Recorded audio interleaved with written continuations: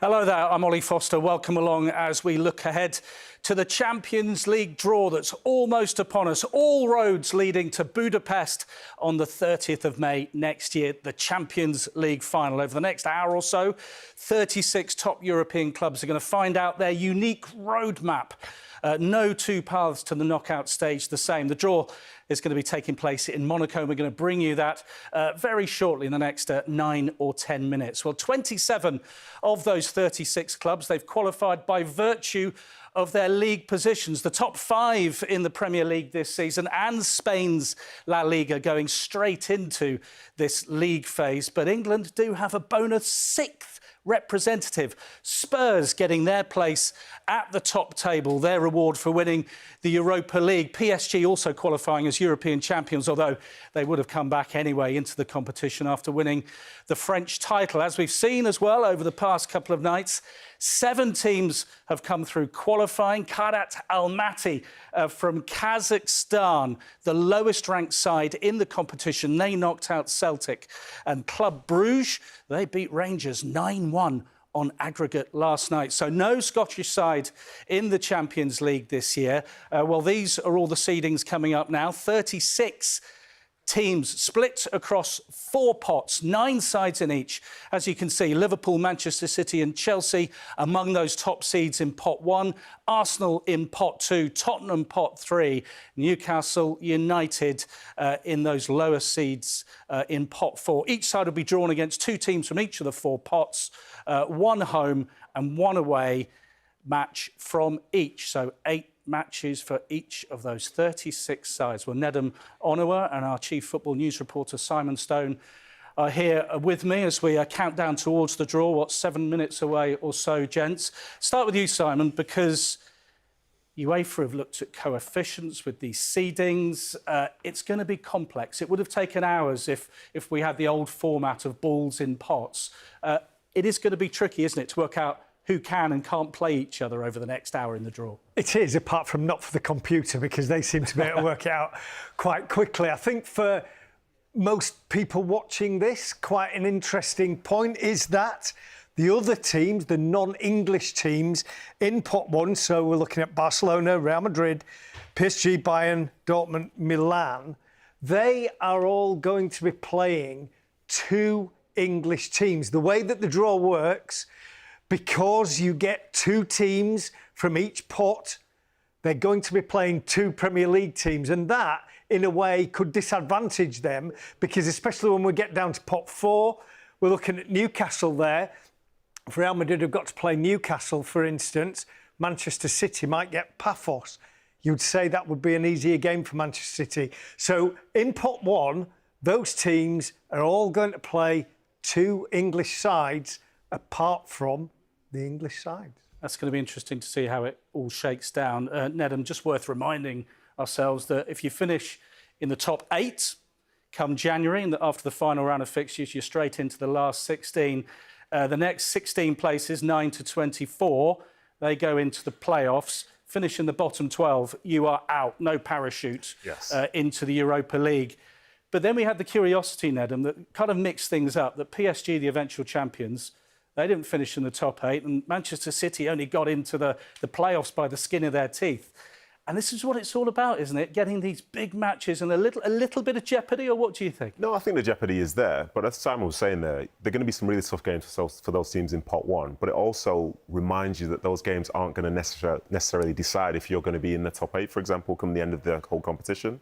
I think for PSG themselves, they struggled throughout the tournament, but in the early stages. And then they found form at the right time. The same way, for example, we see, say, teams in the playoffs in like the English Football League, how you finish can really dictate whether you've got a great chance of making it up to an upper division. And PSG found that. And according to those extra 2 games, the last 2 years, compared to previous Champions League eras with the 8 games instead of the 6, PSG got in because of those last 2 games, beating Man City and then winning their last game as well. So it just goes to show that you need to give yourself a chance. And I think, obviously, PSG have a lot of financial backing. They have some incredible players. We've seen them be really good in 2025. But in reality, you just need to give yourself a chance. And PSG coming in that way, that's all they needed. And they went on the run to win the whole thing. After match day 5, PSG were 25th in the table. And they were losing against Manchester City on match day 7, could have been out of the competition. The other point is that the last 16 that you talk about, so the playoffs go into the last 16, half of the teams that got through out of the last 16 weren't in the top 8. So I think that just bears in mind what you're saying about form going into the knockouts is important. 100%. Yeah, mention another little tweak is that this sort of home advantage, it's a bit niche this, but UEFA have said that if you finish in the top 2 of this league phase, if you go that far, you're going to have home advantage, as in you play the second leg at home of these knockout ties. At home, that's going to be your advantage. Remember Arsenal against PSG in the semi-finals? They were very upset that because PSG came through the playoffs, then knocked out Liverpool, who'd finished first. They kind of took that home advantage through to the semi-finals. So UEFA have kind of formalised that. Yeah, but, I mean, the whole thing is a little bit strange because like tennis, I suppose. You have a seeding bracket, and whoever's the top seed, in theory, are the best team in the competition. But if suddenly you've got Manchester City, PSG, Real Madrid, all as dangerous kind of non-seeds, well, how important is the seeding? And as Liverpool found out, if you come up against the wrong opponent, it's not very important at all. I think the Arsenal point is a really good point because they did so well to finish in that top 8, and obviously PSG arrived in great form. But for them to be at home in that second leg against Arsenal did feel strange because for all the years we've seen the Champions League before, you expect to see the highest seeded team having that advantage. And let's be honest, the teams are in the last 4, the last 8. They're very good sides, but that home advantage can be just that little bit of a difference. And Arsenal on the day, they were disappointed, but the round before we saw Aston Villa beat PSG at home. So who's to say that Arsenal could not have done that in that semi-final, made their way to another Champions League final? I mean, there were some fantastic matches. If we can just have a look at the pot of seeds again, and I'm sure a lot of supporters will be going, oh, what's the doomsday scenario? Or, oh, I fancy a little cheeky trip to Bruges. That's how they're viewing this. Of those British, of the Premier League teams, Nedum, who do you think has moved on from... Obviously, Chelsea have been out of the Champions League for a couple of seasons, but when you look at Arsenal, who got to the semi-finals, do you feel that they're better equipped? You know what? The last 3 seasons, they've been in the last 16, the quarterfinals, then the semi-finals. They'll think, right, here we go, we can go one better and reach the final again. I think Arsenal are a great team to consider within that because I was probably guilty myself a year ago thinking that their progress would be linear. And it seems strange to see them in pot 2 as well, given how well they did last season and the fact that you've seen them contending for a Premier League title for these last few years. But they'll be a very, very dangerous side, and they have those experiences. And the side is young enough to understand that, you know, what happened last year, use that as a catalyst to try and go one step further. But in reality, again, we're in the position where we need to accept this is the highest quality competition in Europe. And sometimes in these games, you don't need to be perfect. You just need to find a way. And this is probably why, for the last few years, Real Madrid have been the dominant side in terms of winning it. There aren't many seasons where people say, oh, these are absolutely the best by a country mile. But they're the best at managing themselves in this competition. I think for Arsenal, they are capable. When you look at the lower-ranked teams, I mean, Spurs fans probably pinching themselves that they're even being mentioned in the same breath after their miracle of Bilbao. You know, a terrible, terrible season they had, but won the Europa League. Newcastle United in that bottom pot of seeds, getting into the top 5 by the skin of their teeth. How do you think they'll fare? Because they've got all sorts going on with the Alexander Isak situation for a start. Well, I mean, we talk about the draw, so I look at the distances that the teams are going to have to travel. So if you look at that pot 4, there's Almaty, not Celtic out. That's a long, long trip. You know, 3,000-4,000 miles. Baku to face Karabakh, that's another 3,000 miles. I would imagine Newcastle, bearing in mind the situation they are in, what they don't really want is PSG, Real Madrid, Inter Milan, Borussia Dortmund, Barcelona away from home in their first game because they're on a position of weakness. Simon Stone, many thanks indeed, Nedum. I'm going to catch up with you after the draw because it is almost upon us. This is the Grimaldi Forum in Monaco. Let's join the draw now, conducted by UEFA, and we'll see you in just over an hour.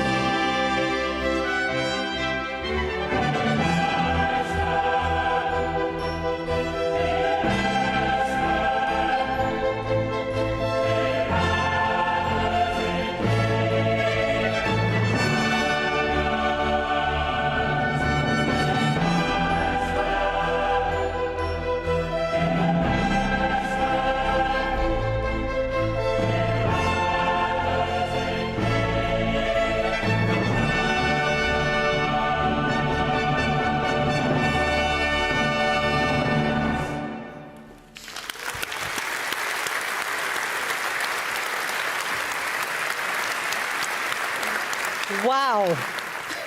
Absolutely amazing way to start this show. Absolutely. Thank you so much to the Nice Opera Choir, the voices, the images. It's just incredible. Thank you so much. One more round of applause for the Nice Opera Choir.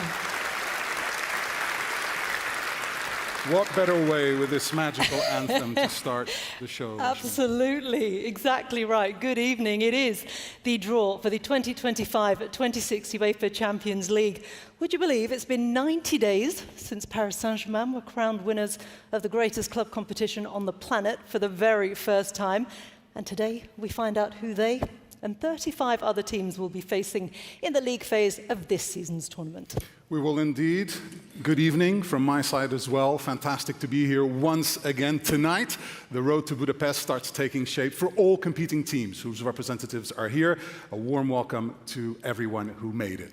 Many, if not all, are dreaming of walking out at the Puskás Arena for the final, which is scheduled, of course, for the 30th of May, 2026. Absolutely right. So much to look forward to. But before we get that all-important draw underway, we'll be handing out two very special awards. We will indeed, and to help us do that, I'm delighted to invite on stage the UEFA President, Alexander Ceferin.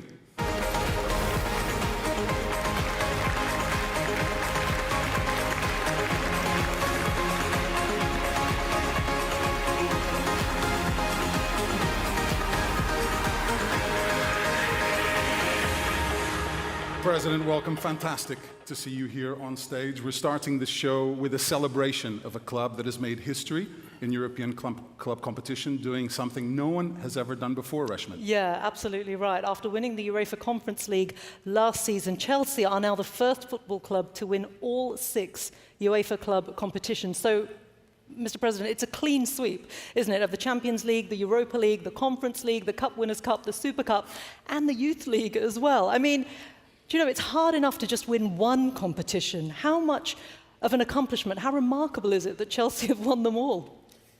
We don't have enough time to explain how much that means. It's impossible almost to win all our competitions. I don't think it will happen soon, if ever. So a big congratulations to Chelsea. Well, it's fantastic to have you here, President, for this moment. What do we give someone who has won it all? More silverware, of course. Please welcome, accepting the award on behalf of Chelsea Football Club, the President and COO, Jason Gannon.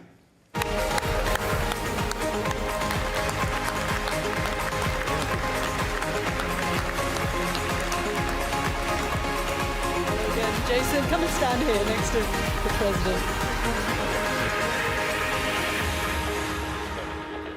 That's beautiful.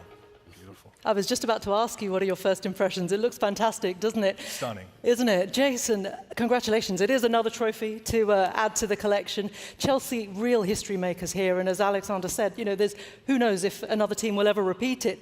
I mean, we're in a new phase here for Chelsea, a new project over the last 3 years, a new generation of players as well. How happy are you with the progress of the club, where it's going, and whether they can reach these heights going forward again? Yeah, listen, I mean, it's been an exciting few years for the club. I think about first and foremost, on behalf of over 120 years of football at Chelsea Football Club, the board, the players, the staff, the supporters, thank you to UEFA for this meaningful recognition. It's so special for us.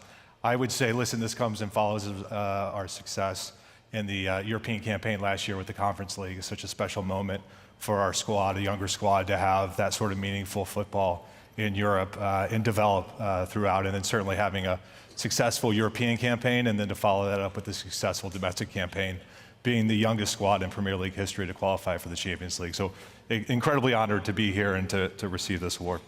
You mentioned your European success, recent European success, last season winning the UEFA Conference League. Now you're back in the big time in the Champions League. What does that mean for you, for the club, and what aspirations do you have? Yeah, I mean, listen, I think every club in this room has aspirations to win. We've been successful in this tournament in the past, but what matters most is what's next. And so to be here and to be a part of this tournament, it's the best concentration of football, and it's an honor for us to be here. And importantly, to be able to bring Champions League football back to Stamford Bridge is going to be special this season. Fantastic. Well, congratulations once again for making European history. Good luck in the new season, of course. And let's hear it for the Chelsea President and CEO, Jason Gannon, and also for the UEFA President, Alexander Ceferin. Thank you very much, President. Thank you, Jim.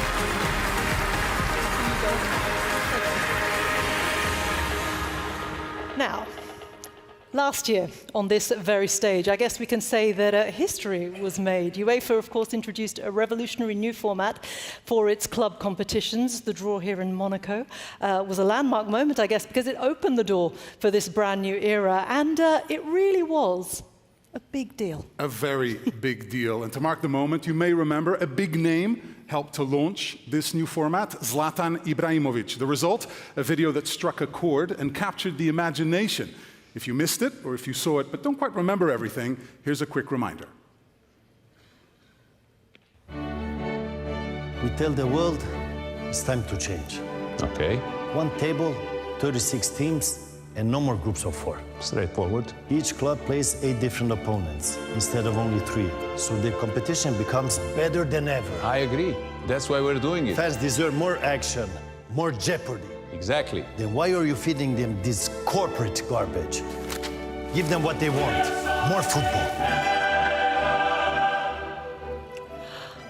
Well, no surprises, that video went viral and the format turned out to be a huge success. I know we all had so much fun last season. New energy, thrills, surprises in every single competition. But we did hear, Pedro, that recently things have spun a little bit out of control.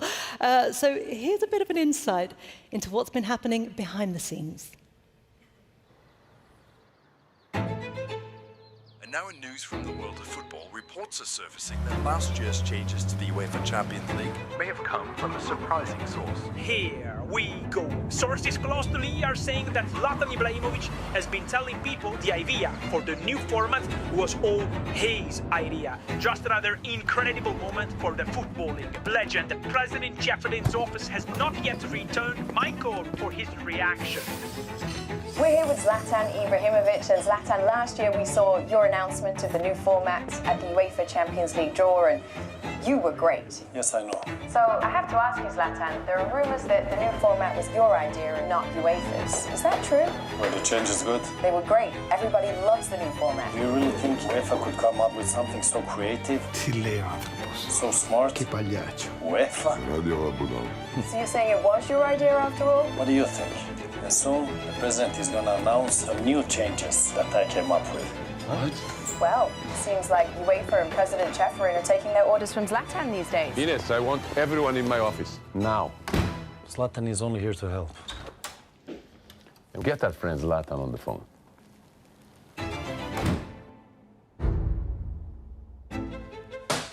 I said it 100 times. It was a terrible idea to include this egomaniac in our video. Who else could have done it? I don't know, Theo. What about someone that actually won the Champions League? With charisma and star power.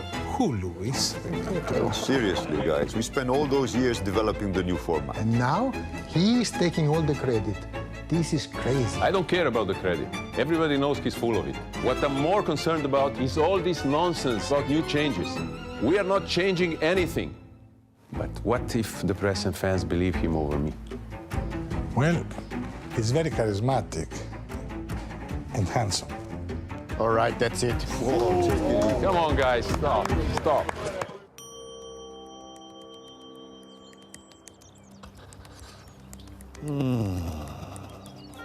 Perfect. Zlatan, I'm sorry. It's the president. Apparently it's urgent. That didn't take long. Mr. President, line 1. Put him on. I hope this is important. I'm in the middle of a meeting. Hey, wise guy. What the hell are you doing?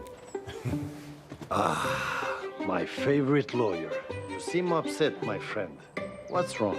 You know what's wrong, and I'm not your friend. That's not very nice. First, you're telling the press that the new format was your idea. Yeah? And now you're putting me in an impossible position. Yes. Because you're lying to them that new changes are coming. Correct. And from you? Exactly. You do the work, Zlatan gets the credit.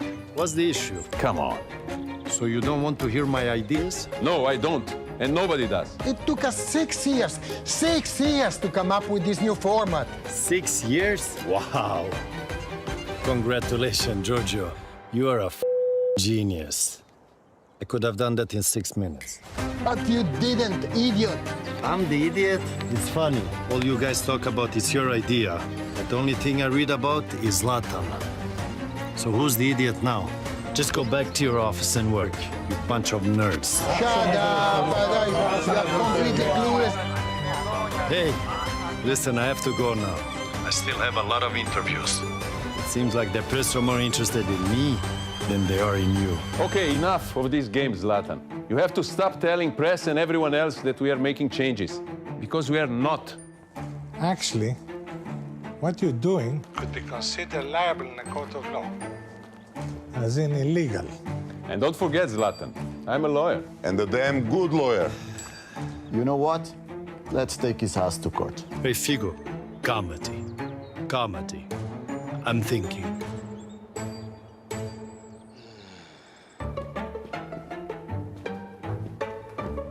Well? Okay, fine. You win. I'll stop. Good. You're doing the right thing. But only under one condition. What do you want now?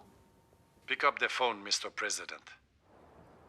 This is between me and you.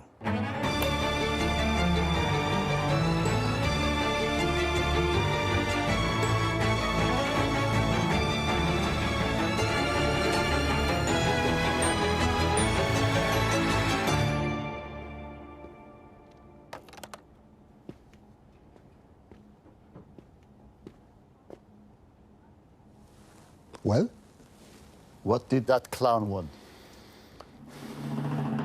What Zlatan wants, Zlatan gets. Well, we knew Zlatan was a strong character. We knew he was a strong character, but I think he took it a little too far. Maybe a little bit too far, but we don't know what he actually got from President Ceferin. I mean, there's only two people who can tell us. So shall we welcome him back, the UEFA president and the man himself, Zlatan Ibrahimovic.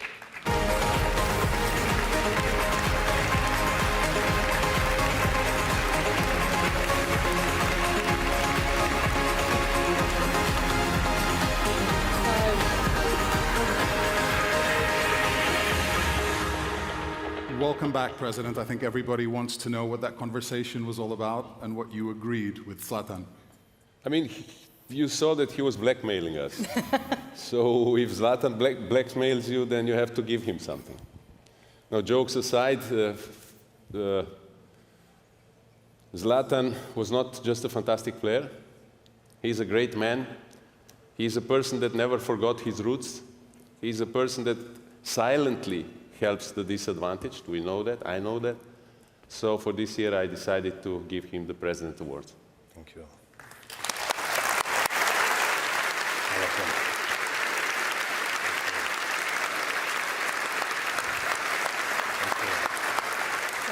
Joking aside, because that video was amazing, we were talking backstage about how Zlatan maybe is preparing for a career in Hollywood. Maybe. Could be in the future. You never know. Watch this space. But look, you have had such a glittering career. You've entertained on and off the field. We always say that even your rivals probably loved you a little bit. You've won more than, honestly, you've won more than 30 trophies. And I just want to ask, how honored is Zlatan to win another one tonight? First of all, buonasera a tutti. Hope you're enjoying. And this award I take with big honor. I want to thank the Mr. President, Alexander Ceferin, for this. It means I did something in my career, or else I wouldn't get it. So super happy. And I had the luck to play with big players, big clubs, the best clubs in the world, and it made me the person I am today. So I'm just grateful and thankful. So super happy. Great to see you with this award. Zlatan, you scored over 500 career goals, some of them absolutely spectacular for club and country. Is there one moment, is there one goal that stands out? I mean, I have my top 10 goals. Is not bad, yeah? So I have many, but if I would choose, now I'm going against my second home, Italy. The goal I scored against Buffon was pretty cool, yeah? Not bad. Not bad at all. And then the England goal also was nice because it was against England. That felt better. For some, not for all of us. Congratulations, Thank you. Zlatan, for winning this year's President's Award. And Mr. President, thank you so much for joining us. Thank you, Mr. President, for being here today. Thank you. Zlatan, don't go away. You're staying with us. You're hanging around because you're going to help us conduct the draw. They did tell you, right? Yeah, they told me. Okay, great. So to do that, we're going to team you up with another legend of the game, someone who I think you know very well. Yeah, we're going to have a little bit of a dream team here on stage. He's a UEFA Champions League winner, a World Cup winner, a Ballon d'Or winner, and one of the greatest players of his generation.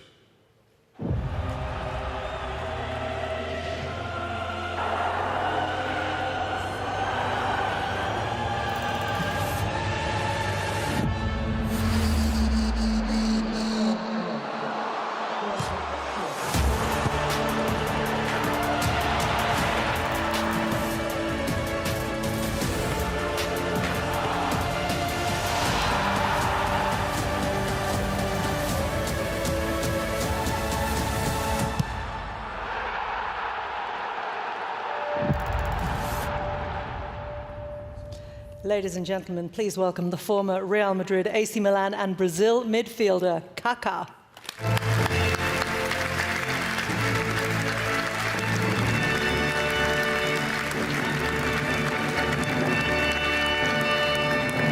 Lovely to see you. Bem-vindo, Kaká. Welcome. Fantastic to have you here.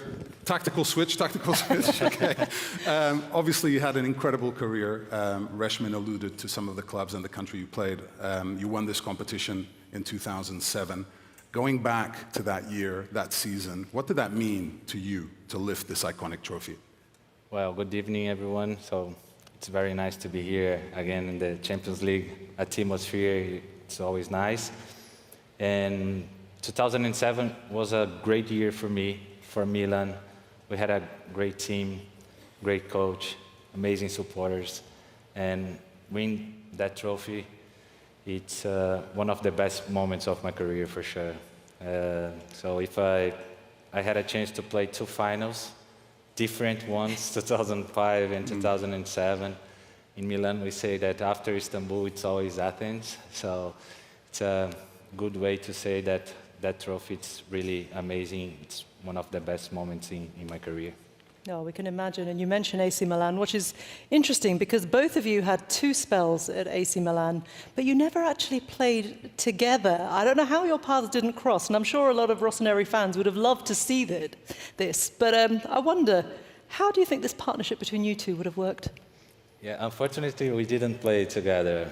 Always against each other. Yeah. And he was in Juve, Inter, Barcelona, and PSG. No, but I don't think we played against each other in PSG. No, we played against each other a friendly game, I think, in US? Gothenburg, friendly, and then other ones. But if we would play together, we would have the nice guy and the bad guy, yeah.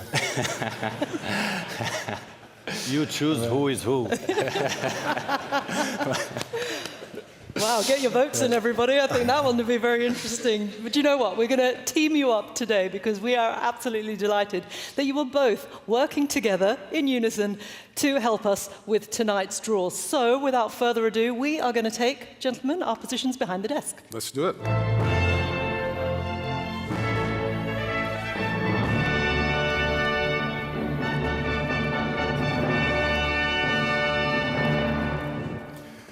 All right, so we are nearly ready to begin the draw for the 2025-26 UEFA Champions League, the 71st edition of this competition, and the second since the league phase was introduced, of course. Absolutely, and to tell us more about this year's competition, as always, please welcome to the stage the UEFA Deputy General Secretary, Giorgio Marchetti.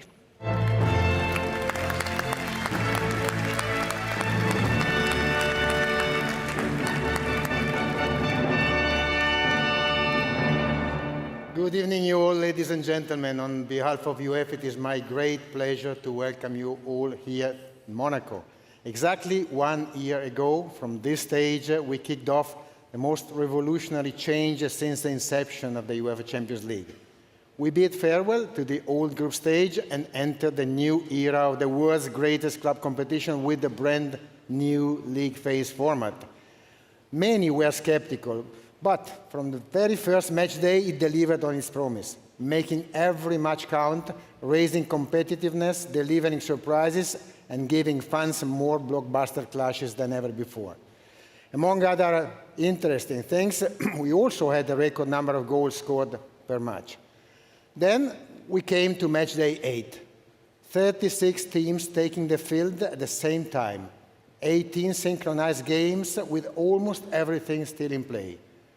What ensued was a 90-minute roller coaster ride, making the fans experience almost every emotion, as 35 out of 36 teams changed their league position at least once, and some traded elimination with last-minute qualification or top 8 with playoff positions. Even the eventual champions, Paris Saint-Germain, had to face the nightmare of early elimination, and this tells us everything about this competition. What new stars, underdog stories await us on the road to Budapest, the venue of this year's final on May 30th? We don't know, we will find out soon. But as usual, now the warmest welcome is for the newcomers to the UEFA Champions League. This year it's no less than 4. It's Union Saint-Gilloise, Kairat Almaty, Paphos and Bodo Glimt. 4 different cases, the same wonderful story. This is the place where everyone can play with a star. No dream is forbidden when only sporting merit counts. Enjoy this incredible adventure that awaits you and your supporters, and of course, the very best of luck for the season ahead to all 36 clubs. And now, before we begin, let's take a couple of minutes to review the technical procedure for the draw of tonight.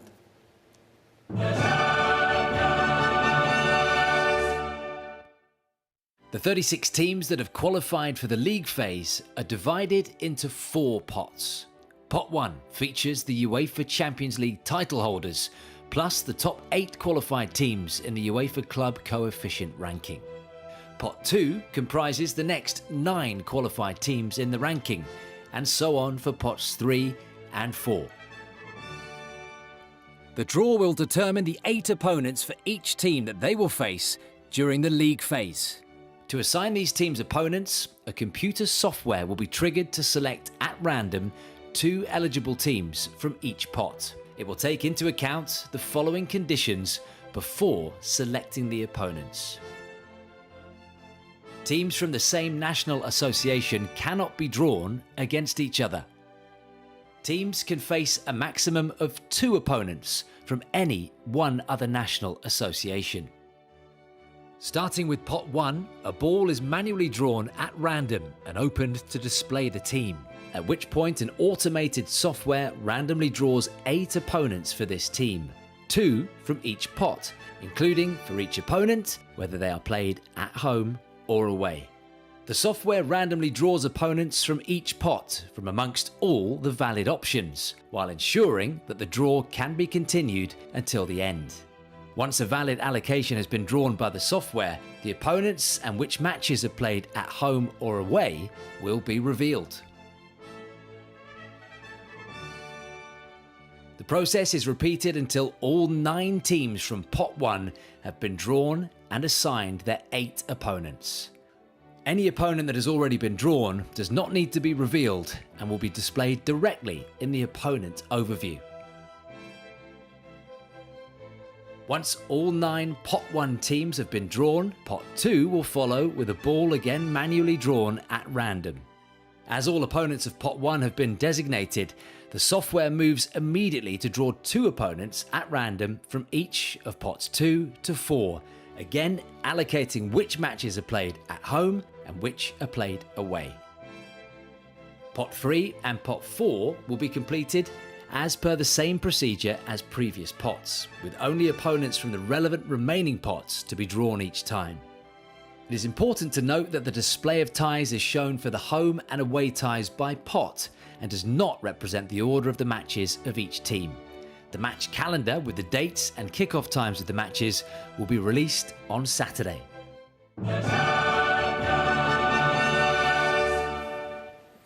All right, ladies and gentlemen, here we go. It's time to begin the draw for the UEFA Champions League. So let's kick off with a look at the teams in Pot 1.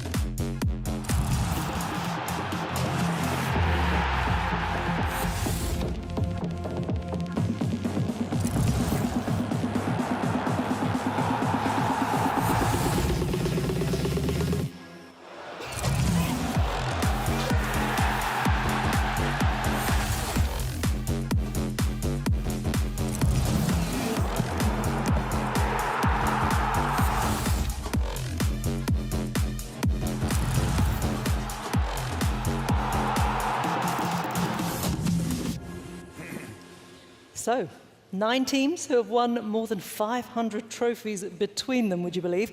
Among them, last season's winners, of course, Paris Saint-Germain, the most successful club in Champions League history, Real Madrid, and the 2023 winners, Manchester City. Indeed. Now, if you're wondering how it's all going to work, up here on stage, we'll have Zlatan drawing the balls for the clubs in the first couple of pots, and then we'll have Kaká pressing the button, and that will reveal their opponents. So let's get going, gentlemen. Please begin the draw for the upcoming 2025-26 UEFA Champions League. Thank you, Pedro. Everything is ready and the pressure is huge for all the fans because we are kicking off the season. But now it's not on me. I hope that this draw helps resolve our relationship, Zlatan, because I need your help now. I will help you. Thank you very much. Please shuffle the balls and deliver the first team drawn to kick off this season.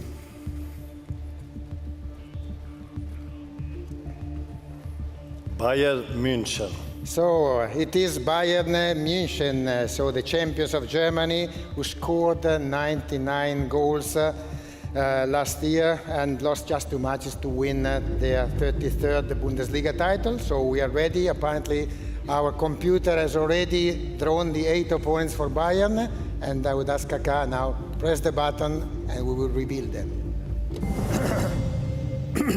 Zlatan and Kaká, thank you very much indeed. So let's look at Bayern Munich then.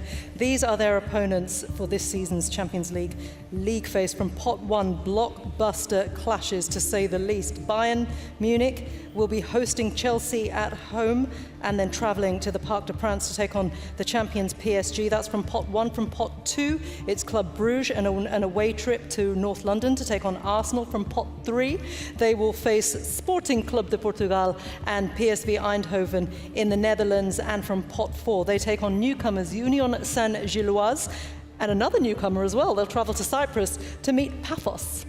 Yeah, and we see one of the recent finals already played again between Paris Saint-Germain and Bayern. So Zlatan, we're ready. We can now move on. We go to the second team.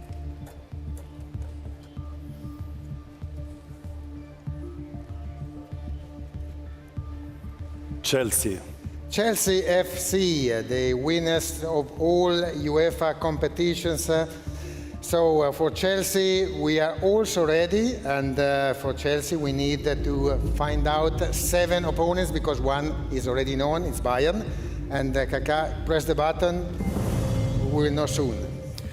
So we find out the path for Chelsea Football Club, 2-time winners. It's Barcelona to go on with Bayern Munich in Pot 1. In Pot 2, home match with 2-time winners Benfica and a trip to Atalanta. In Pot 3, it's Ajax at home and Napoli away. And in Pot 4, they'll be hosting Paphos, the debutants, and Karabakh. They'll have a trip to Azerbaijan. That's the path for Chelsea. Yes, this is the path for Chelsea. Zlatan, help us please with another team.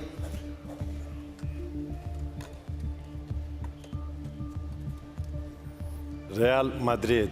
Real Madrid, the only team which has played more than 500 matches in this competition, 503.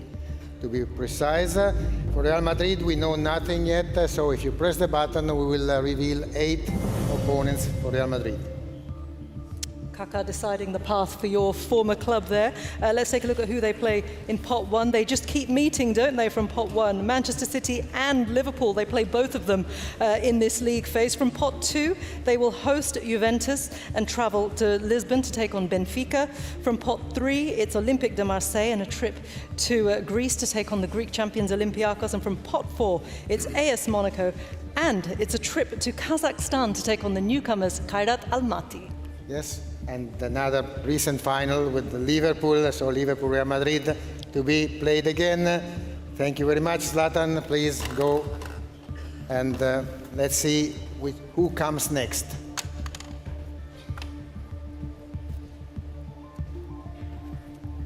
Inter Milano. Internazionale Milano finalists 3 months ago, and the best defense in the league phase of the first season. Only 1 goal conceded to their opponents by Inter.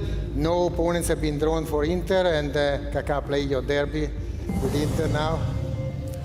The 3-time winners will be facing Liverpool at home and Borussia Dortmund away in Pot 1. Then it's Arsenal and Atletico de Madrid in Pot 2, a home match with Slavia Praha, a trip to the Netherlands to take on Ajax. And in Pot 4, it's Kairat Almaty at home and another debutant, Union Saint-Gilloise, away. Yes, this is all the story for Inter. Let's go.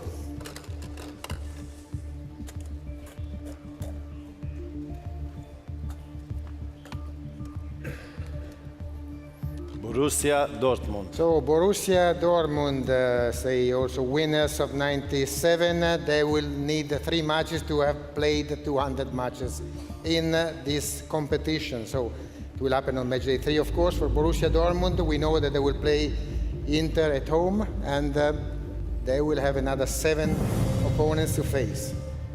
Yeah, so the 7 remaining teams for Borussia Dortmund. Then Manchester City, a trip to the Etihad in Pot 1. From Pot 2, they host Villarreal and travel to Juventus. From Pot 3, it's newcomers and, of course, Europa League semi-finalists Bodo Glimt, and the Europa League finalists as well, Tottenham Hotspur, from champions, I should say, the Europa League champions, Tottenham Hotspur, from Pot 3. And from Pot 4, they will host Athletic Club, and they'll travel to Denmark to take on Copenhagen. Yes, and the less recent final here, Juventus, Borussia Dortmund, back to 1997. So, Zlatan, yes, please. It doesn't look exciting, yeah? Nasser. Liverpool. Liverpool FC, so champions, English champions for the 20th time, equaling the record of Manchester United, and first place in the league phase of last season. For Liverpool, they have already been drawn against Real Madrid and Inter, and they don't know the opponents in Pot 2, 3, and 4. That's absolutely right, Giorgio. 6 opponents to find out now for Liverpool. It's Atletico de Madrid and Eintracht Frankfurt from Pot 2. PSV Eindhoven at home and Olympique de Marseille away from Pot 3. And in Pot 4, Karabakh at Anfield and Galatasaray in Istanbul. So this is it. This is the path for Liverpool. We have 3 teams left to conclude pot number 1. So let's see who comes next.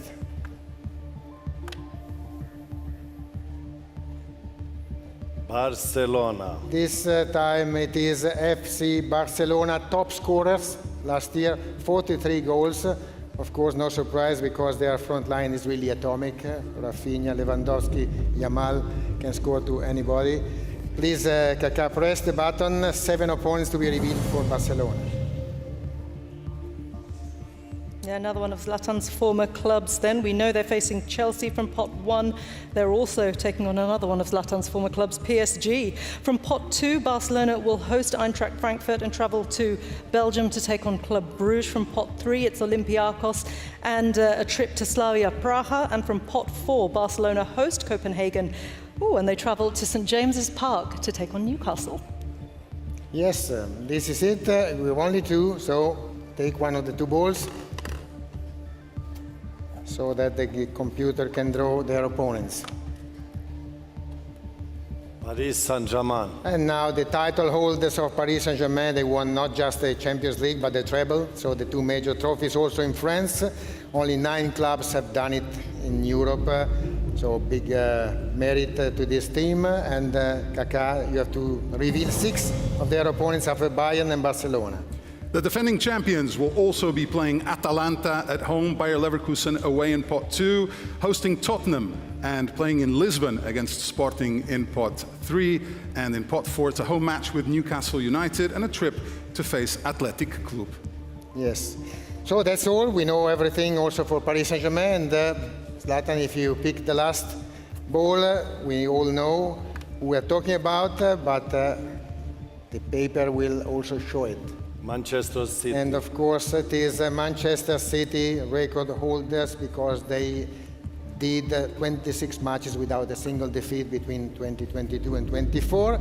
They will play Borussia Dortmund, Real Madrid, and tell us which are the 6 teams.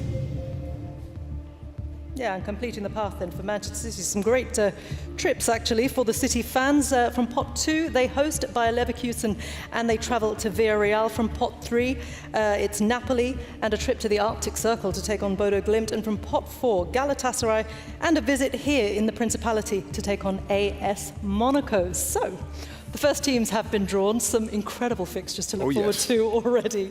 Kaká's former side, Real Madrid, taking on Manchester City again. Zlatan's former team, Inter, against Liverpool. And the holders, Paris Saint-Germain, against Bayern Munich. We have to remind you at this stage, of course, that the grid shows you all of the fixtures, but not necessarily the order. The full calendar will be released for you on Saturday, so make sure you keep an eye out for that. Yeah, tune in for that. We're done with pot 1, of course. Before we go to pot 2, I had a quick question for Zlatan about PSG. Of course, you were there 4 seasons, won 4 league titles, and you've actually scored more goals in the Champions League for PSG, 20, than any other club. So how happy were you to see them lift the trophy for the first time ever last season? I'm super happy. I have a good relationship with the President Nasser. I was there from the first day. I'm super proud that I was the architect of the project, because for every project you need an architect, and I was the architect. It's not easy to play in PSG, because when I came, I ate schnitzel, now they eat caviar, so a little different. No, I'm super happy and proud. They're doing an amazing job, and I think the whole world is enjoying, and they just have to keep going and be humble, feet on the ground, and work, just like they're doing. Thanks for your insight. We are moving on to pot 2 now, where 9 more teams are about to find out their destiny in this season's league phase.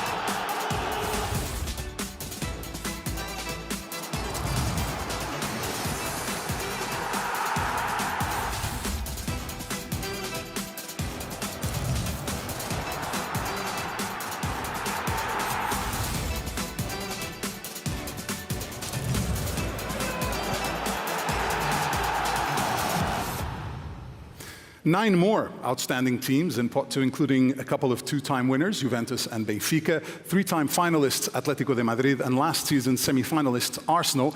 Gentlemen, and specifically Giorgio, back to you. Yes, not back to me, but back again to Zlatan. You are absolutely great with the pot 1. Show us more greatness now.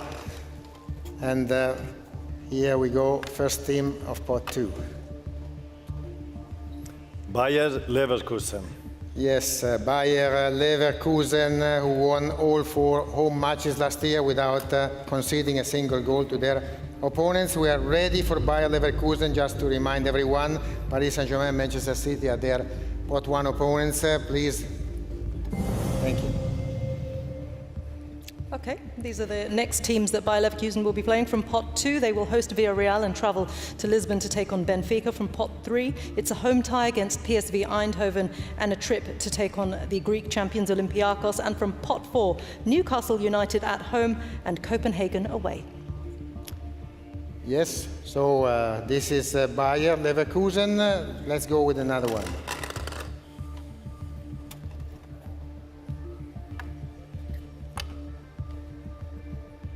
Arsenal FC semi-finalists last year. They had to concede a victory only to the eventual winners of Paris Saint-Germain. For Arsenal, we have drawn Bayern and Inter, and we are now ready to find out which are the 6 teams. And we are finding that out right now, Giorgio. It's Atletico de Madrid and Club Brugge in pot 2, home match with Olympiacos, and a trip to Slavia Praha in pot 3. And in pot 4, they'll be hosting the newcomers Kairat Almaty and taking on Athletic Club on the road. Yes, this is all for Arsenal. So after Arsenal, who comes?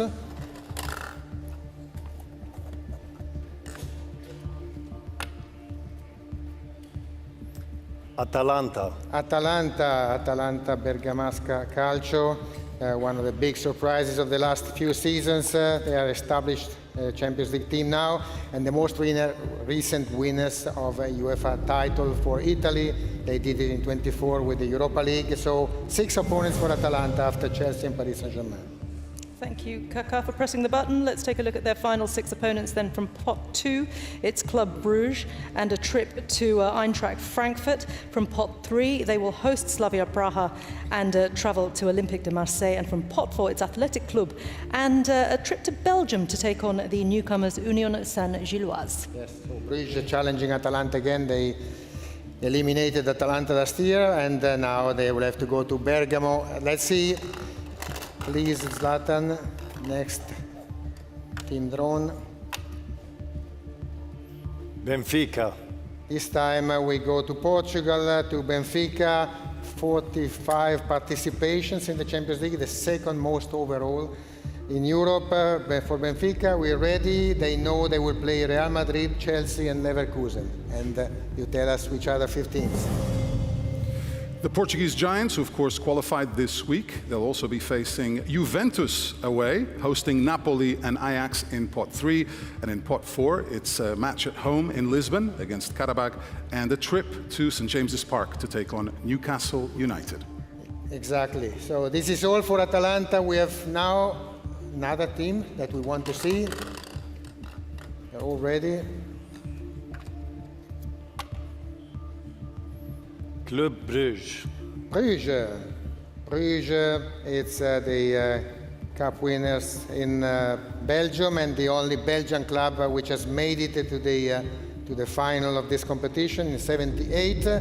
They will face, they know already the 4 teams of pot 1 and 2, Barcelona, Bayern, Arsenal, Atalanta, and now we go with the others. Yeah, and the final 4 for Club Brugge then are Olympique de Marseille and a trip to Lisbon to take on Sporting de Portugal. And from pot 4, they host AS Monaco, and they are away in Kazakhstan to take on Kairat Almaty. Yes, this was Brugge. Please, Zlatan, draw another ball.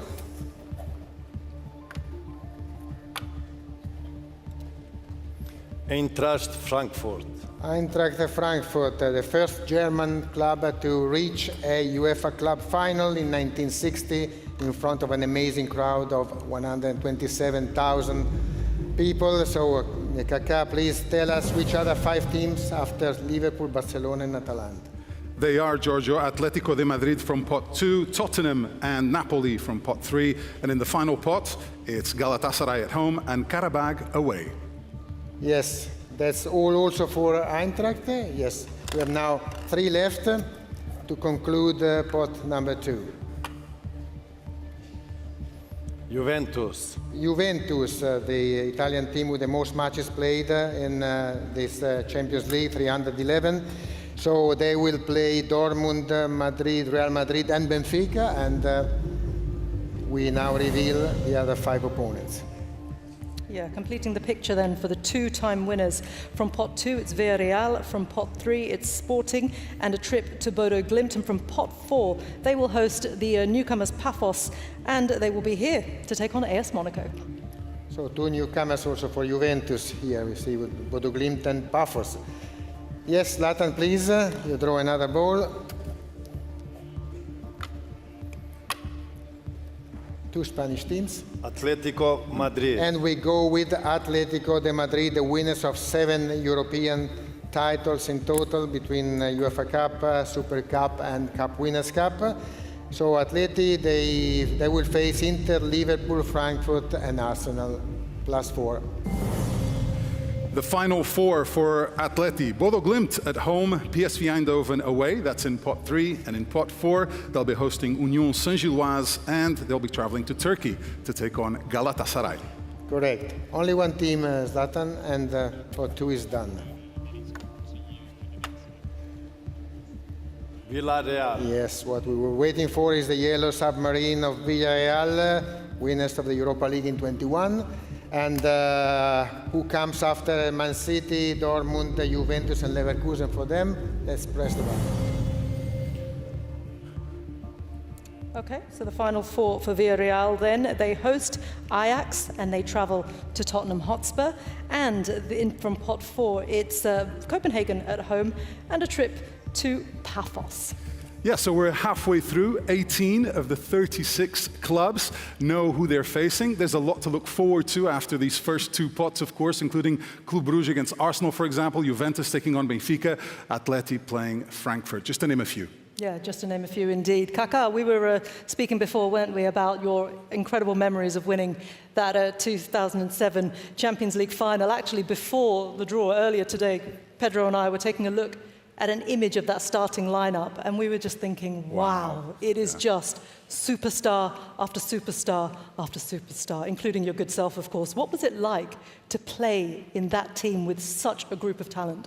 Oh, it was amazing. It was amazing to be part of that team with these players that you just mentioned.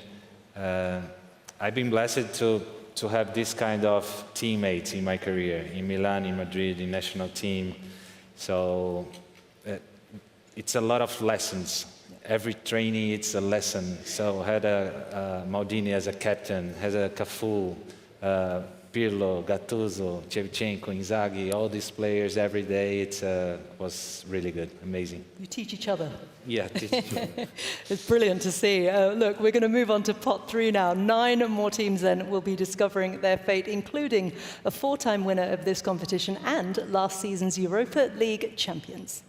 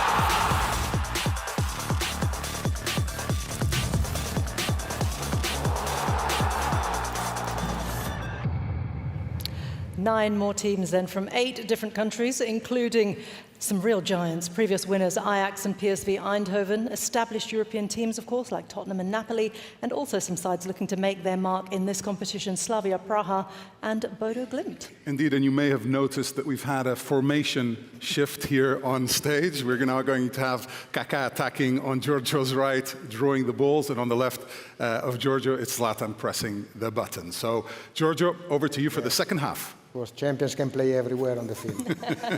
When there is class, there is everything. So now, Kaká, you have to be at the same, up to the job of Zlatan. Please shuffle the balls. and you draw the first team of pot number 3.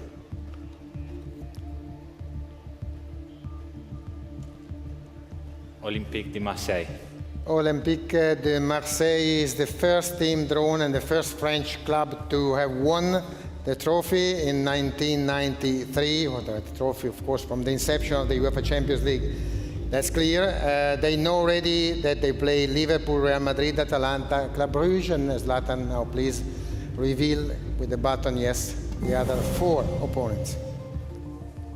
Yeah, the final 4 then for Olympique de Marseille from pot 3. It's a home tie against Ajax and they travel to take on Sporting. And from pot 4, they're at home to Newcastle United and they're in Belgium to take on Union Saint-Gilloise. Yeah, so this means that we're ready for another team.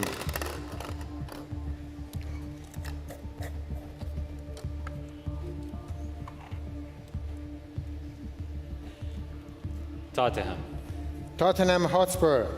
So the Spurs, winners of the UEFA Europa League this year, ending a wait which lasted more than 40 years for European silverware.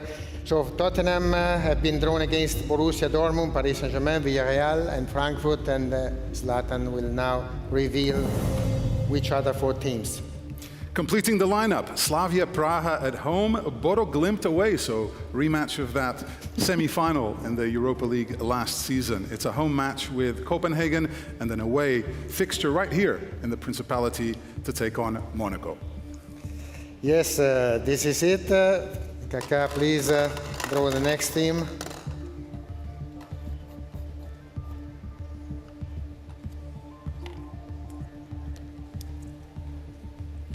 Bodo Glimt. Bodo Glimt, one of our newcomers, first Norwegian team in the Champions League after Rosenborg in 2007 and 8. And for Bodo Glimt, what do we know? We know 5 of their opponents, we need to reveal another 3.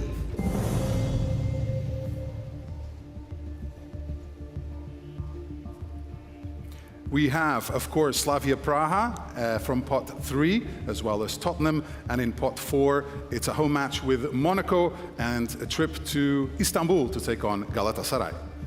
Yes, this is also the lineup for Bodo Glimt. We can proceed.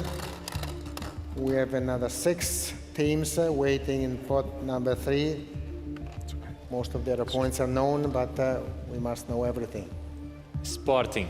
Sporting Club de Portugal, back-to-back champions in Portugal. First time it happens since the 50s. Congratulations to Sporting, of course. And you can press the button and give them, reveal 3 other opponents for them. Yeah, 3 more opponents then for Sporting from pot 3. They're facing Olympique de Marseille and, of course, Napoli away. And from pot 4, it's Kairat Almaty at home and a trip to the Basque Country to take on Athletic Club. Yes, let's go ahead, move on with the next draw. After Sporting, Olympiacos. we go to Greece with the Greek champions and cup winners of Olympiacos, the only club from Greece who have won a major UEFA trophy, Conference League in 2024. Yes, please, 4 opponents to be revealed. Yeah, and that quartet is PSV Eindhoven at home and Ajax away, so 2 Dutch opponents for the Greek champions in pot 3. And in pot 4, it's a home tie with Paphos from Cyprus, debutants, and an away match at Kairat Almaty in Kazakhstan. So a derby between Greek speakers with Paphos. Very good, let's go. You tell us the name of the next team.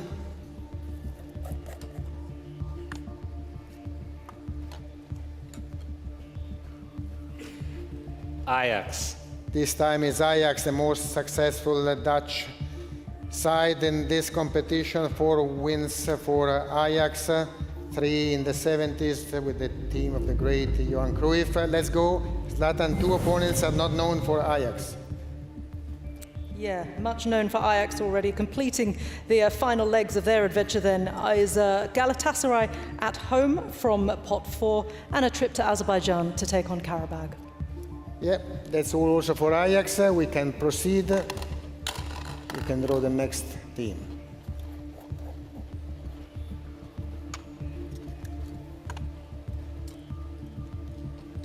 Slavia Praga. This time it's SK Slavia Praga, champions of Czechia. They won all their 18 matches at home last season to win the title. And for Slavia Praga, we need to reveal two teams.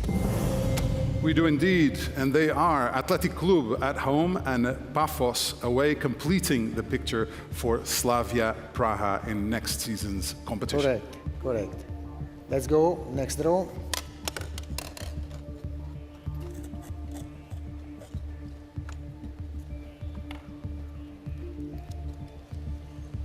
PSV. PSV Eindhoven, winners of the title in the Netherlands last year with a fantastic final rush in the last month. And for Eindhoven, what we know is 5 opponents, and thanks to Zlatan, we will know the other 3 now. Okay, thank you. From pot 3 then, the 1988 winners. We know about Olympiacos already, so Napoli is the other team that they'll be facing at home. And from pot 4, it's Union Saint-Gilloise and a trip to St James's Park to take on Newcastle. Yes, so only one. To complete pot 3, Kaká, we know who we're talking about. Napoli. It is, of course, the team with the Scudetto on the shirt. It's Napoli, winners of the Serie A twice in the last 3 seasons. They have been allocated 6 opponents. They need to know the 2 from pot 4. Yeah, so from this pot, we already knew about Sporting and PSV. Completing the picture, Karabag at home and a trip to Denmark to take on FC Copenhagen. So many quality fixtures already, Pedro, Giorgio, Zlatan and Kaká. We can't wait for all of them already. A few to pick out from here. Marseille against Ajax, Bodo Glimt against Tottenham, the rematch, as you said, and Napoli against Sporting. It is all looking very exciting already. But we're not done yet. On to our final pot, and this one includes 3 Champions League debutants, as well as teams from Spain, Turkey and England.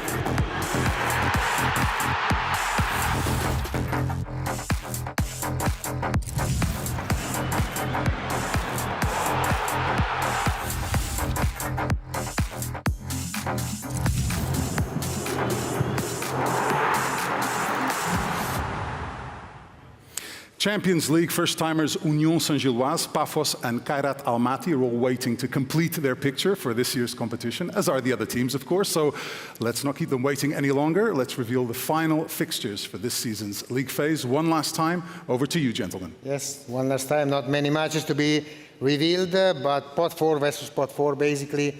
Kaká, you can shuffle and draw the first team of pot 4.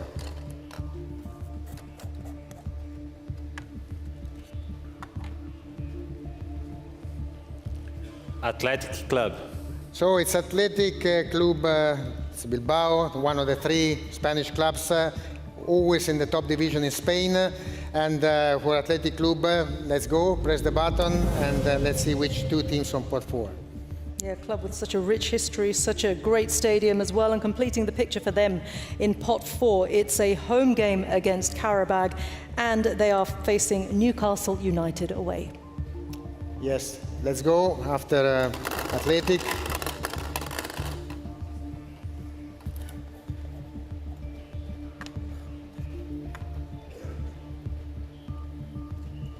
Karabag. Karabag FK from Azerbaijan, the champions of Azerbaijan, the only club from Azerbaijan which has reached the group stage or league phase of this competition. They know 7 of their opponents, and we need to press the button for the last one. Yeah, final piece of the puzzle is Copenhagen, a match at home for Karabakh from Azerbaijan. We already knew about Athletic Club from this spot. Of course. Let's go ahead and move on.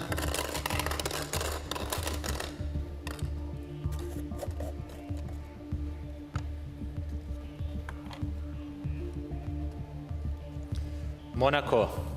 AS Monaco, so our hosts here for this draw as Monaco. They know 6 opponents, and they need again to know the 2 from pot 4. Yeah, thank you, Zlatan. 2 remaining then for AS Monaco from pot 4. It is Galatasaray and a trip to Paphos, but they have some incredible ties already, don't they? Exactly. So we know everything also for AS Monaco. We go ahead.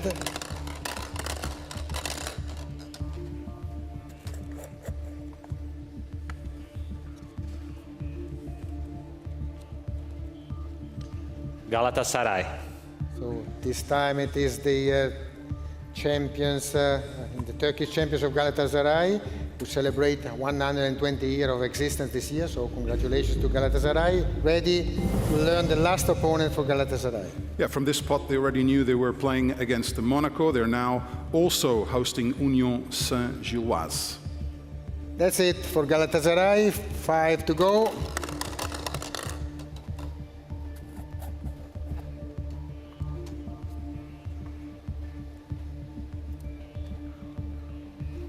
Newcastle.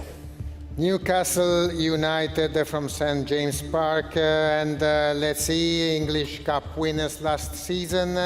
And what do we have for Newcastle? Only 1 opponent. Yeah, quite a journey for Newcastle fans. They are already facing some former champions, aren't they? And the final picture for them is from pot 4. We knew they were hosting Athletic Club, and the final fixture is Union Saint-Gilloise. Exactly. Let's go with the next team. The puzzle is almost complete. Very few matches to be revealed.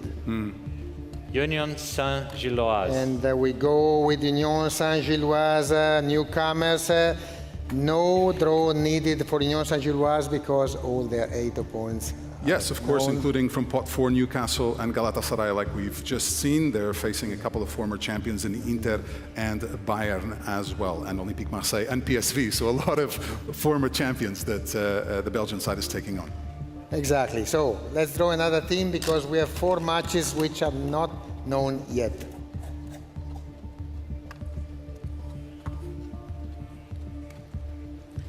Paphos FC. So here we go with the newcomers of Paphos FC from Cyprus. From Paphos, we have to draw this time. Yes, press the button for 1 final opponent. Yeah, Paphos fans will really be enjoying their league phase campaign, won't they? And completing the picture for them, as well as hosting Monaco, they will be away to fellow newcomers in Kazakhstan, Kairat Almaty. That's it. Kaka, please. One of the last 2 balls.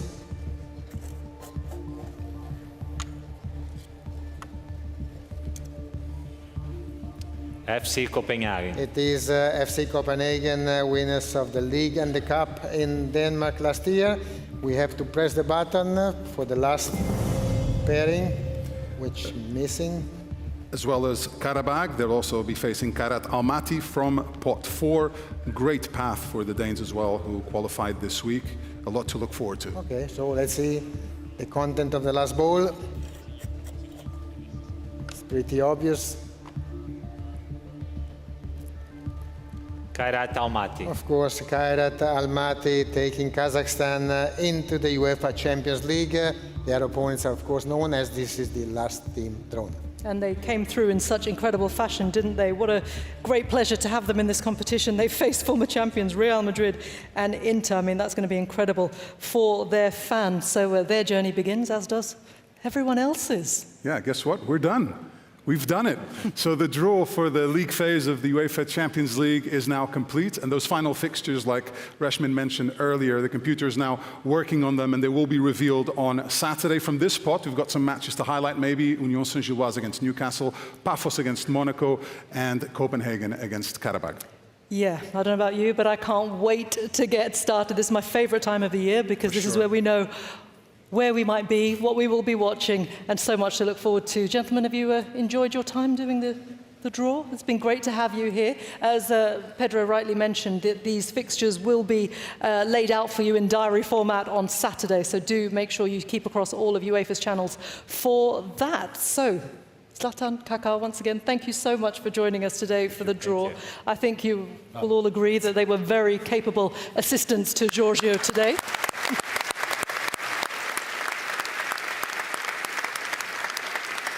And that will do it from all of us here in Monaco. The UEFA Champions League gets underway on Tuesday, the 16th of September, so you can start marking your calendars for that. And of course, we wish all of the teams the very best of luck. We do indeed, from Pedro and myself, and to everyone here in Monaco, to everyone watching all over the world. Thank you so much for joining us as ever, and we will see you soon. Bye-bye. Bye-bye.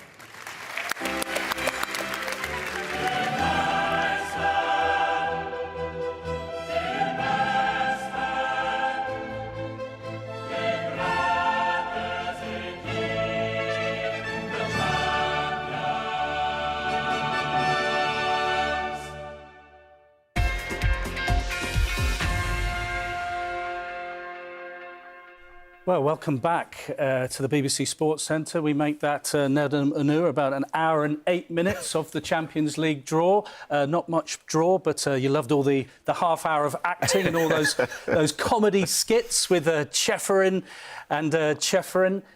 You enjoyed that, didn't you? Not so much the first part, but, you know, we got there in the end, obviously. Right, well, let's get stuck into it. We'll be chatting about each of the fixtures. And as you can see, we have an array from across the Premier League of our podcasters, content creators, and we will be coming to each of you. Thank you so much for joining us, guys. If you're one of the Liverpool fans up there, get ready, Mo Stewart, because that is where we're going to start, because it jumped out straight away, didn't it? Liverpool are going to be starting, well, we don't know yet the fixtures, but they have got Real Madrid at home. That's one of the fixtures who knocked them out in the last 16 last season.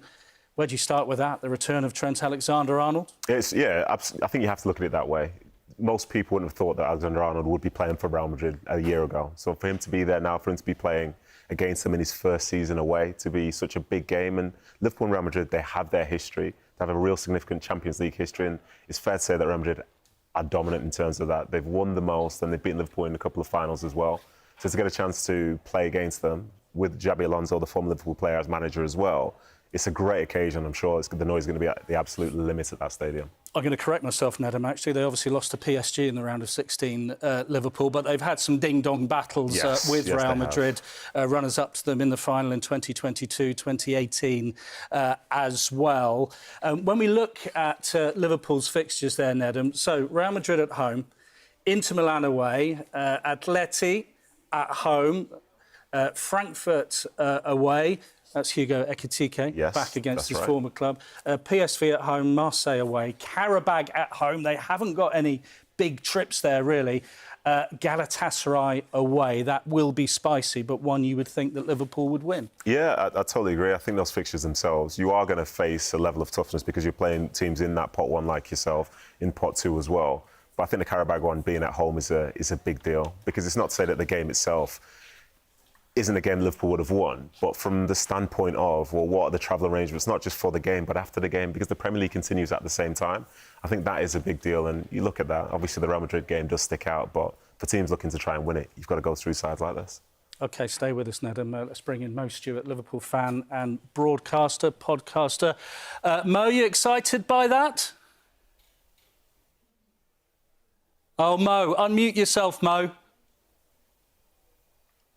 Apologies, everyone. Hello there. Yes.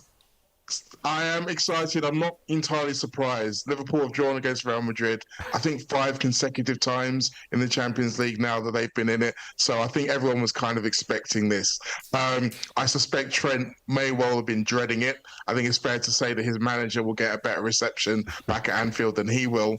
But it was written in the stars, wasn't it? After all of the acrimony over the way that he departed and the way that Real Madrid have always been European royalty in a very similar way to Liverpool have been, that these two titans were going to clash once again. And most Liverpool fans will be hoping that it goes exactly the same way as it went 12 months ago.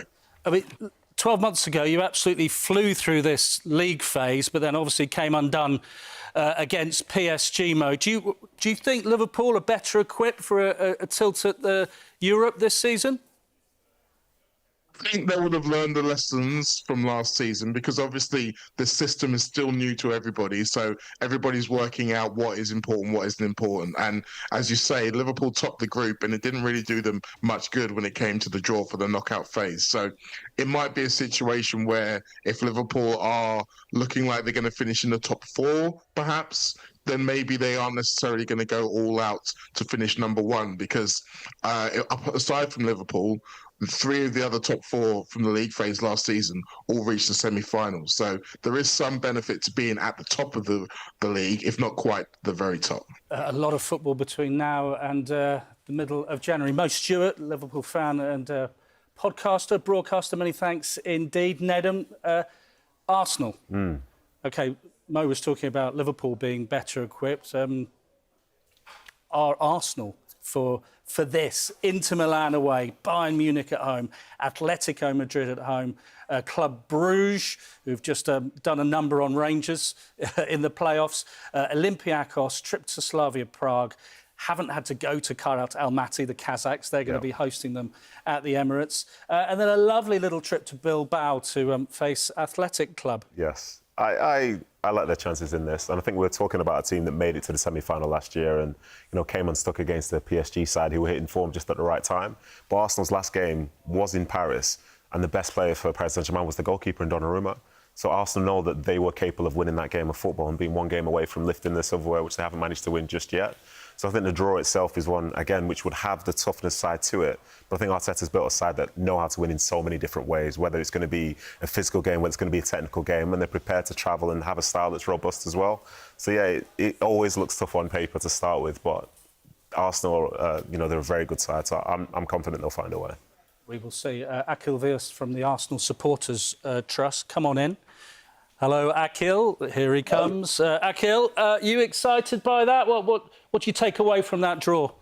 Yeah, I think there's some big games. I mean, Harry Kane coming to the Emirates is something we're fairly used to.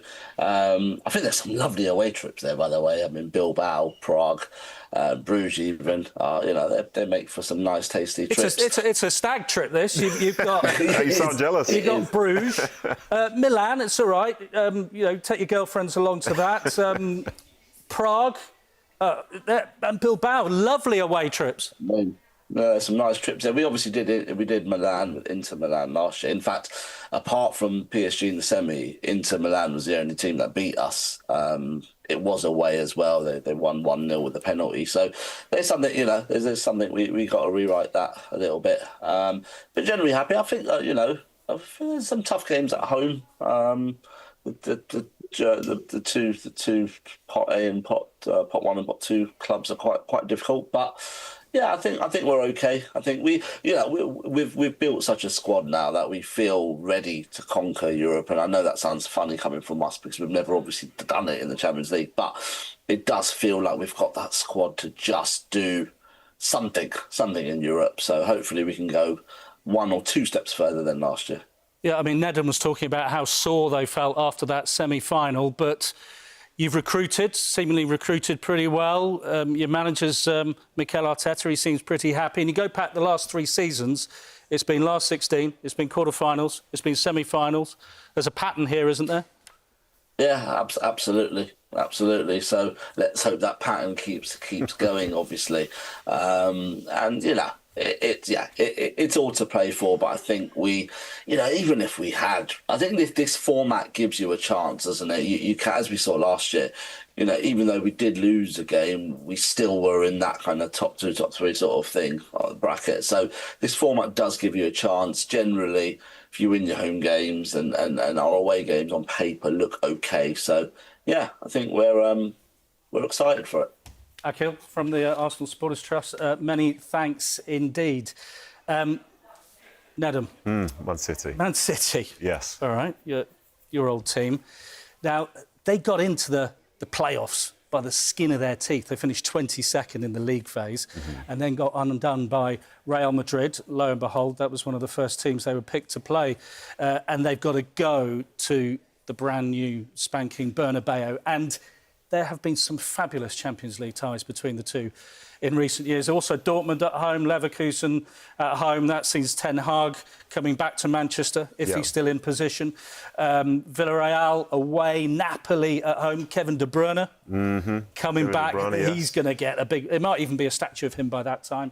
I'll build it myself, yeah. Bodo Glimt away, above the Arctic Circle. A tricky one. Galatasaray at home. Another one of those nice little trips, Monaco away. Yeah, I think for fans of City and other teams that qualify for the Champions League and play in Europe most years, they do like those away trips, as we just heard there.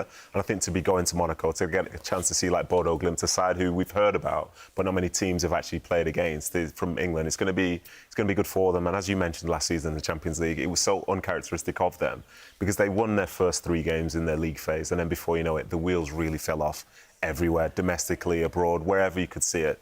So for them to just about sneak into the playoff, I think you were kind of expecting them to lose that next game, and they did. But I think this year, the objective would be to win it again. And based on that draw, I'd be surprised if they weren't in the top 8. Well, we will see what the fans' view is. Amos Murphy from the City Ramble joins us now. You agree with Nedum there? They're not going to have so many nervy European nights this time? It's interesting because I think you look at City's away trips, you might argue that on paper, obviously Real Madrid aside, the quote-unquote easier matches, obviously, Villarreal, Bodo Glimt, Monaco, you wouldn't expect City to have too many problems there.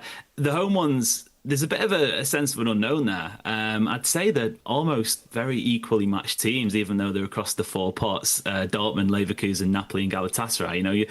I guess you could make the argument that all 4 of those could be, pot 1, pot 2. So I think the home matches will be really testing. I think that's good for City because I feel like last season clubs got the idea that the Etihad Stadium became a bit fallible. I think back to the Feyenoord game where City were 3-0 up and they ended up drawing 3-3. That doesn't happen in previous seasons. I remember one of the Real Madrid players saying it was one of the fiercest places that they've played at. I know the Etihad gets a lot of stick, but when it gets going, it really does get going. So I think if City can have a couple of decent statement wins under the lights at home at the Etihad in some of those matches, and I mean, you just sort of listed it off there. Narrative central with City. I think there's almost pretty much every single team, especially in the home ones, I think has an ex-City player returning. So that'll be fun. What do you think? I mean, Nedum and I were talking about, City got 11 points out of a possible 24, scraping into those playoffs on goal difference, wasn't it? That's how close it was to them not even making those playoffs. 16 was what got you into the top 8. Where do those 16... Well, it was last season anyway, so it'll be there or thereabouts. Where do those 16 points come from, at least? What are the bankers, do you think? I think you look at those 3 away trips, sort of excluding Real Madrid, I'd be somewhat disappointed if City don't take at least 7 points from those, which leaves you with winning 3 of your home games. And I think City certainly have the ability to do that.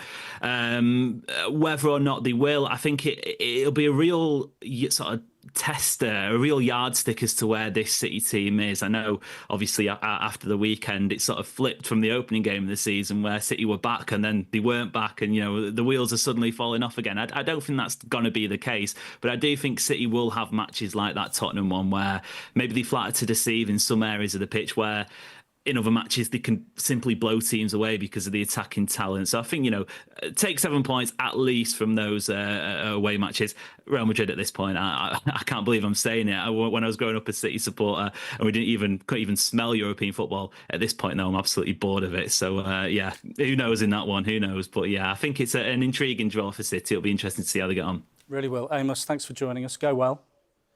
Thank you very much. Nedum and I had a mini argument. I think Chelsea have had it toughest. They've been away from the Champions League for a couple of seasons. They had that little presentation, didn't they? You enjoyed this part of the draw as well, because Chelsea Club World Cup the winners. The teams have won everything. So they got everything now. Yes. So they got a special little presentation. They won the Conference League, didn't they? Yes, they did. Last season. But here they are, back by right of their league position, back at the top table. Trip to Bayern Munich, Barcelona at home, Benfica at home, Atalanta away, Bergamo, nice trip to Bergamo. I'm looking at these trips with envy. Ajax at home, Naples, what a lovely place to go. Paphos, what a great story in themselves. And Karabakh as well. Team. They got them at home. Then, yeah, Karabakh, you can go yourself. Karabakh away, but I think that is tough for Chelsea. So, obviously, in the grand scheme of things, it is tough. It's the Champions League, of course. But I think it's all right for Chelsea is the fact that they've shown that in a one-off game, they can find ways to play against sides and get results. An example that I used was from the Club World Cup final, because in that game, everybody wrote them off.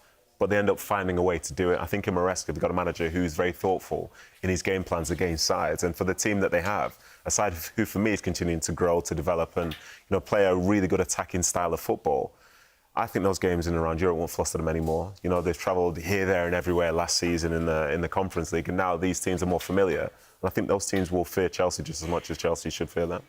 There's something we know about Chelsea. When you look at their recruitment, they have depth. There's a lot of depth. Yeah. They have depth. Yeah. Nina Christopher from Chelsea Fan TV can join us. You've got a lot of depth, Nina. And what do you make of your draw? The 8 matches coming up. I guess a trip to Bayern that sort of stands out as a tricky one. Oh, yeah. I mean, there's a lot of history in these ones, but we're so excited. We've been on a global tour pretty much. So, yeah, bring it on. We've been ticking countries off. And as good as it was to win these trophies in the last couple of months, I'm just so excited to hear that Champions League anthem ring out again. It's been a while, and I just think that it's been a roller coaster. Even if you take Chelsea's winning team in 2021, it is almost nothing like what it was. So just these last 3-4 years have been an absolute roller coaster, and I'm just really looking forward to watching Champions League football again, to be honest. Yeah, after a couple of seasons away, like you say, what shape do you think Maresca's got this Chelsea squad in the 25-26? What was it, 2.0 or 3.0 by now? Yes, I think he's really unlocked a lot of our young players, which we almost didn't really know what to do with when they first arrived. It just seemed like we had a bunch of individuals with a lot of good qualities, but collectively we weren't really looking like a team. And I think what you would have seen over this summer at the Club World Cup is we finally looked like a collective. I mean, going up against pretty much the best team in the world and beating them in the way we did tells me that Maresca does actually have an idea now with what he's doing with Chelsea. I am feeling quite confident. I think this will be a real good test, but I think the new edition of the Champions League format allows for you to make some mistakes in that kind of league phase, which I think we will. There's some brilliant teams there, as you mentioned, but we have shown that we can go toe-to-toe with these big teams. But this is really a big test for us. We're still understanding what this Chelsea team can do, but as you guys all have seen, we're a pretty good tournament team. I know we've struggled in the league as a whole in the last few years, but I think when it comes to a tournament, yeah, we can go a long way. So I'm really excited. I think we'll have hopefully a good Champions League performance. Thank you, Nina. Yep, we've got the German, the Spanish and the Italian champions for Chelsea. Newcastle, Nedum, they've got Barcelona as well. That will bring back lots of memories to 1997, Faustino Asprilla and all that for some of the older Newcastle fans. PSG away, Benfica at home, Leverkusen away, PSV at home, Marseille away, Bilbao, another of the Premier League sides, they've got a trip to Bilbao, and Union Saint-Gilloise, that's you would have thought, the easiest tie in there. They've got to go to Belgium for that, Newcastle. Yeah, absolutely. And I think the difference, in my opinion, between, say, Newcastle and other sides that we've spoken about so far is the fact that these European journeys aren't something that are part and parcel of just a normal season. And I remember the sort of ecstasy that they felt the last time they qualified for the Champions League. And I think it was PSG they beat at St James's Park. And these moments were so high, so big, so rich. And now they're getting a chance to almost redo it because that edition kind of fizzled out a little bit for them, given the highs that they had. And they're getting a great chance to go and play in Europe now and play against some really historic European sides. And I suppose the more interesting thing from their standpoint is, like, who's going to be in their squad when that window closes and they can start the Champions League campaign. Because if it's the players that Eddie Howe wants, they'll probably feel quite confident. But if there's few issues, then that looks a lot tougher. Well, let's ask Charlotte Hobson, who's a Newcastle United podcaster, a little bit about that. But firstly, Charlotte, I mean, it's fantastic that you're in the Champions League, got in by the skin of your teeth, didn't you? And this is the reward. And you've got Barcelona at home. That is going to be some special night at St James's. Yeah. That's going to be so amazing. You're right. 1997 was, of course, I was a tiny child, so I don't remember very well. But it was this incredible. It's something that Newcastle fans look back at. They talk about all the time. You rightly mentioned the 4-1 at St James's Park last time we were in the Champions League a couple of years ago. Those two are sort of held up as the pinnacle of St James's Park atmosphere. And for Barcelona to be coming back in this kind of competitive fixture is just going to be unbelievable at St James's Park. I can't wait. Yeah, that was when you finished bottom of the group a few years ago, but still beat PSG. Finally, yes or no, you're going to have Alexander Isak in for this European campaign? Oh, I don't know, but there's all this sort of... Yes there's rumours of this. Oh, no, I don't think so. Oh, OK. A couple of days left of the transfer window. That's another story altogether. Tottenham. Well, Nedum, you know, you go back a few months, an absolute stinker of a season. Only the relegated teams did worse than them in the league. Yes. But the miracle of Bilbao, they beat Man United and they sneak into the Champions League. That's why the Premier League has got 6 teams in there, because Spurs did it, and their reward is Dortmund at home, Frankfurt away, Villarreal at home. I've got Frankfurt down here twice, so we'll have a look and see who Tottenham have got, please.